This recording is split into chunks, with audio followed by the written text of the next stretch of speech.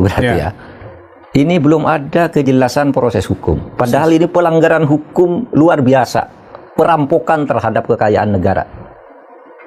Perampokan terhadap sumber daya alam yang dilindungi oleh undang-undang untuk tidak boleh dimiliki oleh siapapun pihak swasta kecuali negara. Tidak boleh perusahaan, tidak boleh perorangan. Karena di dalam hukum kita tidak ada hak guna laut. Yang ada hak guna bangunan itu di bumi. Nah kok hak guna bangunan diberikan di atas air yang sudah dikapling? Itu sudah dikapling itu berarti ada niat jahat. Nanti kalau sudah penuh, ya karena abrasi, karena penuh ini kan sudah tampak menjadi daratan. Ini lalu dibagi bisa diukur meternya. Kalau masih laut kan tidak bisa diukur, orang bergerak-gerak gitu terus kan. Nah ini nanti diukur meternya lalulah menjadi reklamasi kan itu. Nah oleh sebab itu ada 3 pihak ini yang seharusnya segera bertindak. Ya, untuk proses hukum? Untuk proses hukum pidananya. Yang kemarin itu proses hukum administrasi sudah. Yang kemarin administrasi ya? Iya administrasi dong. Administrasi pemerintahan ini tidak boleh nih melanggar ini aneh. Itu nanti hukum administrasinya biar berlanjut. Tapi ini kan jelas hukum pidana. Ini jelas hukum pidana. Mengeluarkan sertifikat. Pertama, itu laut berarti nipu. Yang kedua, itu laut itu tidak boleh disertifikatkan. Kan gitu. Nah oleh sebab itu ini yang harus bergerak siapa? 3. 1, kalau itu penipuan atau penggelapan, itu polisi. Iya kan? Pihak swastanya itu kan polisi, penipuan, penggelapan. Tapi ini bukan hanya polisi, karena ini juga diduga kolusi. Bermain dengan pejabat. Bermain dengan pejabat itu artinya kan kolusi. Kalau kolusi itu pasti ada uangnya yang diberikan. Kenapa diduga bermain dengan penjabat? Karena bisa keluar sertifikat resmi. Bukan hanya 1. Kalau 1 itu keliru kali ya. Tapi ini 263 masih ada lagi di berbagai daerah lain. Di mana kemarin itu melibatkan 2 perusahaan dan beberapa perorangan ya? Iya kan? Pasti itu kejahatan. Nah kalau sudah kejahatan ini kan tinggal kalau mau diambil aspek korupsinya karena pejabat diduga nerima suap, ya kan? Maka KPK, Kejaksaan Agung dan Polri itu bisa melakukan tindakan. Mungkin Anda tanya, siapa sih yang harus melakukan tindakan apa? Kejaksaan Agung, apa polisi, apa? Siapa harus duluan yang melakukan itu? Yeah. Itu menurut hukum kita yang duluan mengambil tindakan itu tidak boleh diganggu. Siapapun? Kalau misalnya polisi bertindak dulu, Jaksa Agung menahan diri, KPK menahan diri sampai polisi ini selesai. Kalau Kejaksaan Agung, merasa ini ada korupsinya, polisi diem, KPK diem. Kalau Jaksa Agung diem, polisi diem, KPK turun dong. Berarti 3-tiganya punya kewenangan? Punya kewenangan dan tidak usah berebutan. Siapa yang sudah tahu lebih dulu atau mengambil langkah lebih dulu itu tidak boleh diganggu oleh 2 institusi. Dan ini kayaknya bukan berebutan, Pak, saling menahan ini. Nah, ini karena belum ada yang mengusut. Saling takut kayaknya.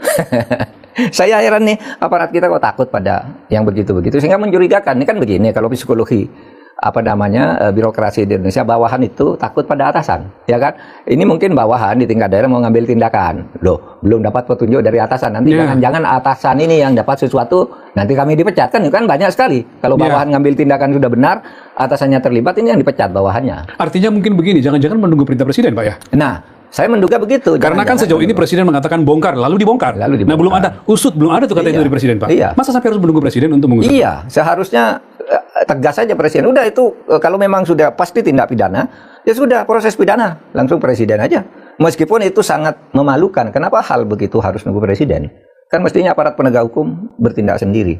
Iya kan? Sampai sekarang saya masih heran. Kenapa sih kok tidak ada kejelasan bahwa ini sudah diselidiki oleh polisi, ini sudah disidik oleh Kejaksaan Agung atau apa gitu. Mestinya ini ada penjelasan. Jangan sampai kasus ini hilang, nanti habis dibongkar semuanya diem-diem karena merasa sudah mendapat bagian atau karena ingin saling melindungi, lalu kasus ini hilang. Padahal ini kasus serius. Kita mengamankan Laut Natuna Selatan itu berapa biaya diplomatiknya, berapa biaya persenjataannya, berapa biaya personilnya tuh besar-besaran tuh di Laut Cina Selatan. Lihat kita di depan hidung kita nih. Artinya dengan berlama-lama tidak diusut, Pak Mahfud khawatir bisa jadi hilang nih kasusnya. Bisa jadi. Itu dampak yang paling ini yang bisa jadi hilang. Kan banyak kasus yang begitu-gitu, yang terus tidak ada ujung pangkalnya. Soal kewibawaan negara yang itulah kewibawaan negara. Lalu apa gunanya ada negara? Iya kan? Negara kan diberi semua kewenangan untuk melakukan tindakan, bahkan diberi kewenangan menggunakan senjata kepada orang yang merongrong kewibawaan negara. Boleh itu di undang-undang boleh, asal aparatnya benar. Aparat yang mana yang boleh gunakan senjata itu. Nah, teman-teman, sebentar kita nanti akan melihat beberapa komentar netizen mengenai yang disampaikan oleh Profesor Mahfud MD mengenai pagar laut ini, teman-teman. Memang pagar laut ini sudah menjadi isu-isu yang hangat di tengah-tengah masyarakat, di tengah publik, dan tentu ya mempertanyakan bagaimana ketegasan negara ya aparat negara di dalam mengusut tuntas tentang pagar laut ini. Karena tidak akan selesai masalahnya kalau hanya sekedar pembongkaran, ya dilakukan pembongkaran pagar teman-teman, ya tetapi harus berikan sanksi kepada oknum-oknum yang terlibat di dalamnya, yang terlibat melakukan tindakan pemagar laut itu. Ya karena pagar laut itu tidak mungkin berdiri sendiri dia di situ, pasti ya ada pihak yang melakukan pemagaran tersebut, dan tentu siapa pihaknya maka itu harus diusut tuntas ya. Dan makanya Mahfud MD yang mempertanyakan ketegasan dari ya aparat penegak hukum dan juga ya Polri teman-teman, ya di dalam mengusut tuntas ya pelaku-pelaku dari pagar laut ini, ya karena sesuai dengan informasi juga bahwa pagar laut ini ya sudah ada SHGB-nya. Nah padahal SHGB itu hanya berlaku di darat, tetapi ini menjadi satu hal yang tidak sulit bagi aparat sebenarnya teman-teman di dalam mengusut tuntas ini, karena ya siapa yang mengeluarkan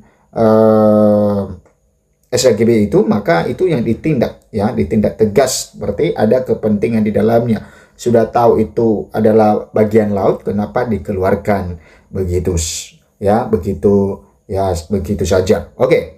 Kita lihat di sini teman-teman ya, beberapa komentar netizen, pimpinan Polri harus diganti dulu baru hukum lancar. Oke. Polisi asal ada duit tutup mulut, mereka benar-benar tutup mulut. Ya, masyarakat melihat penjara penuh diisi oleh para koruptor. Ya, memang teman-teman para koruptor di negeri ini sangat banyak sekali teman-teman. Dan itu tidak bisa kita menutup ya mata dengan hal itu, karena kita sendiri melihat langsung ya bagaimana tindakan mereka di dalam melakukan satu aksi di dalam mengkorupsikan uang negara.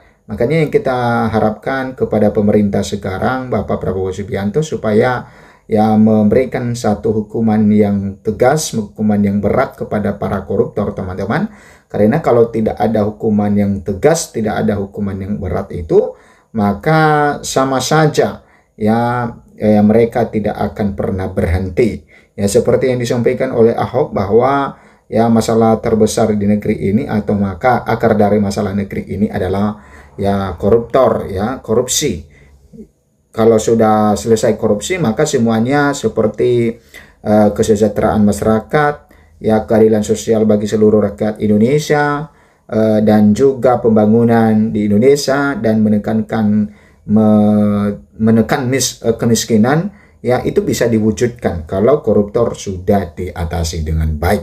Oke, kemudian kita lanjut. Kapolri harus secepat diganti karena takut dengan manusia bosnya dan takut dengan undang-undang dan Tuhan. Oke, teman-teman, kita lihat di sini. Ya heran kenapa Kapolri Listio Sigit nggak diganti-ganti.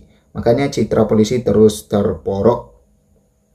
Ya hebat Profesor MD membuka mata hati orang yang haus dan tidak peduli dengan peraturan dan perundang-undang yang berlaku di negeri yang sama-sama kita banggakan dan kagumi ini. Ya Allah memberi jalan keselamatan kepada umatnya yang teraniaya. Oke, bukan takut tapi nggak mau karena mereka semua terlibat.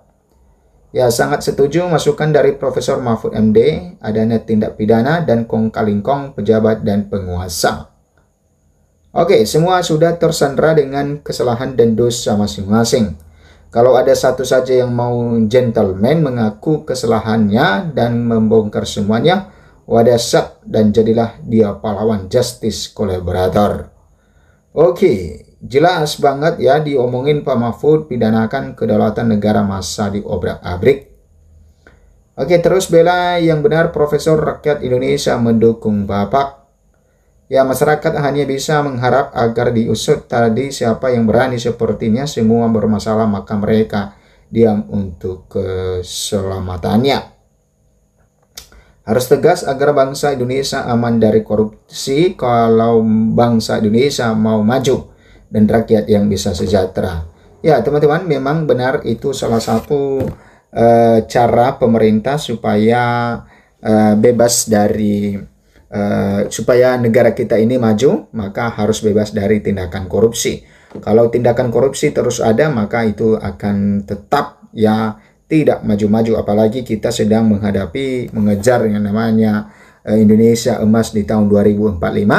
Maka kalau tindakan korupsi masih ada, maka tentu itu akan sangat sulit kita meraih Indonesia emas tersebut. Oke, tolong Pak Prabowo pecat Kapolri yang kerjanya nggak becus, yang nggak bisa menuntaskan persoalan pagar laut, atau jangan-jangan Kapolri sudah kong-kali-kong dengan aguan. Oke, kalau rakyat kecil salah kasusnya cepat diproses polisi. Kapolri pecat dulu baru polisi digerakkan. Ya, bukan rahasia umum lagi, semua ada tahu gimana polisi pucuknya ganti dengan yang bersih. Oke, monggo Pak Mahfud dorong terus.